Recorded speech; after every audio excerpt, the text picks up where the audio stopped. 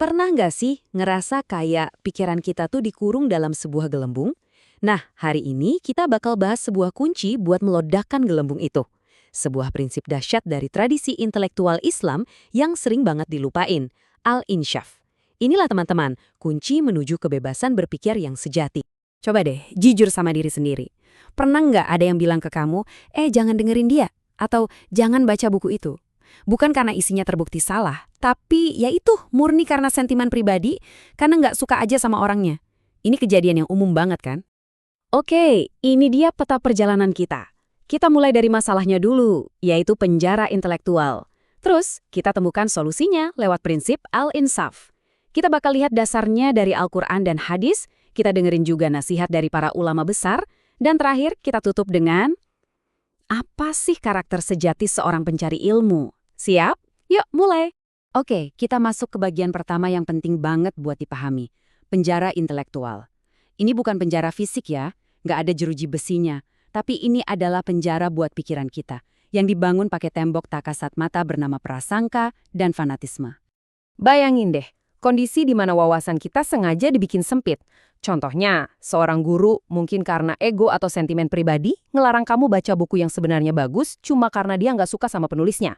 Nah, saat itulah dia sebenarnya lagi ngebangun tembok di sekeliling pikiranmu. Dan praktek kayak gini dilarang keras dalam Islam.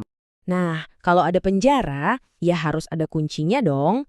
Dan kunci buat mendobrak penjara intelektual ini adalah sebuah prinsip agung yang disebut al-insaf.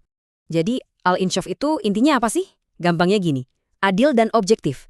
Ini adalah sebuah komitmen dalam diri kita buat menilai sebuah ide atau gagasan itu berdasarkan kualitasnya, bukan berdasarkan siapa yang nyampein. Sederhana kan? Fokus ke apa yang diomongin, bukan siapa yang ngomong. Nah, kaidah emas ini nih yang ngerangkum semuanya. Unzur maqala wala tanzur man qala. Ini pegangan wajib buat setiap pencari kebenaran sejati. Fokus kita harusnya ke substansi. Ke isinya, nggak peduli kita suka atau benci setengah mati sama orang yang ngomong. Dan jangan salah, prinsip ini bukan karangan baru atau pemikiran modern loh. Al-insaf itu akarnya kokoh banget, langsung dari sumber utama ajaran kita, Al-Quran dan Sunnah Nabi. Hadis ini luar biasa indahnya. Nabi menganalogikan ilmu atau hikmah sebagai barang yang hilang. Coba deh bayangin, kamu kehilangan dompet atau HP, barang berharga banget. Kamu pasti bakal nyari kemana-mana kan? Dan pas ketemu, kamu bakal langsung ambil. Gak peduli siapa yang lagi megang, entah itu teman baikmu atau bahkan orang yang kamu gak suka. Jadi, pelajaran pentingnya apa? Pertama, ilmu itu gak punya pemilik tunggal. Gak ada yang bisa ngeklaim monopoli kebenaran. Kedua, semua ilmu itu hakikatnya milik Allah. Dan ketiga, kalau itu benar, ya ambil aja, gak peduli sumbernya dari mana. Sekarang, kita lihat landasan lain yang lebih dahsyat lagi dari Al-Quran. Allah secara tegas, lugas, merintahkan kita jangan sampai kebencian bikin kita jadi nggak adil. Perintah ini relevan banget dalam pencarian ilmu. Artinya apa? Kalau kita nolak kebenaran cuma gara-gara kita nggak suka sama orangnya, itu tuh sebuah kezoliman. Kita zolim sama diri sendiri karena menutup pintu ilmu, dan zolim sama kebenaran itu sendiri. Keadilan sejati itu menuntut kita untuk jujur, untuk mengakui kebenaran, bahkan kalau itu keluar dari mulut orang yang kita anggap musuh sekalipun. Oke, dari dalil udah, sekarang kita lihat gimana para ulama besar kita, para raksasa intelektual dalam sejarah Islam mempraktekkan ini. Ini bukti kalau al-insaf itu bukan cuma teori, tapi sebuah tradisi yang hidup. Ini luar biasa banget sih. Coba renungkan sejenak. Imam Syafi'i, seorang imam besar, masuk ke arena debat, itu tujuannya bukan buat menang. Tujuannya buat nemuin kebenaran. Beliau bahkan berharap kebenaran itu justru muncul dari lisan lawannya. Coba bayangin, punya kerendahan hati kayak gitu, di tengah perdebatan zaman sekarang, ini puncak dari sikap al-insyaf. Nah, Syekh Al-Utsaimin ngasih peringatan yang, keras dan jelas banget. Fanatik buta sama satu guru itu disebut kesalahan besar.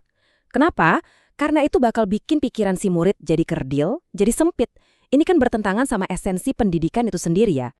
Imam Al-Ghazali melengkapi gambarannya dengan sempurna. Tugas guru yang sejati itu bukan buat nyiptain kloningan dirinya. Justru sebaliknya.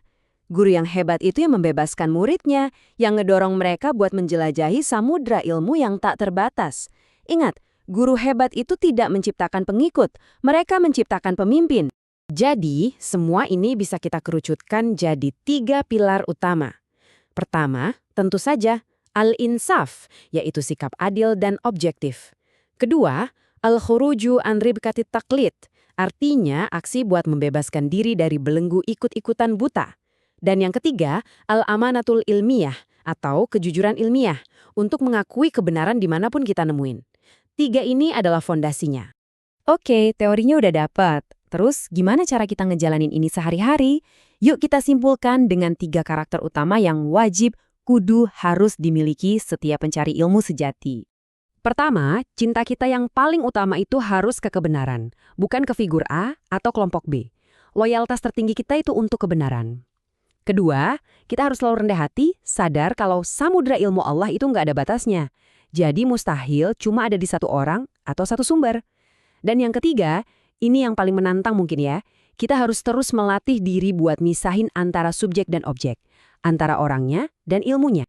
Jadi ini dia intisarinya. Kalau kita lihat ada orang yang ngelarang-larang belajar, yang dasarnya cuma karena sentimen pribadi, pokoknya aku nggak suka sama dia, itu bukan ketakwaan. Itu adalah ego. Itu adalah asabiyah, fanatisme kelompok, yang lagi pakai topeng agama buat membenarkan dirinya. Prinsip al-insyaf ini adalah kunci yang sekarang udah ada di tangan kita semua. Pertanyaannya bukan lagi kita punya kuncinya atau enggak, tapi kita berani nggak buat pakainya. Jadi, penjara intelektual mana, baik yang ada di dalam diri kita atau di sekitar kita, yang bakal kamu dobrak pertama kali?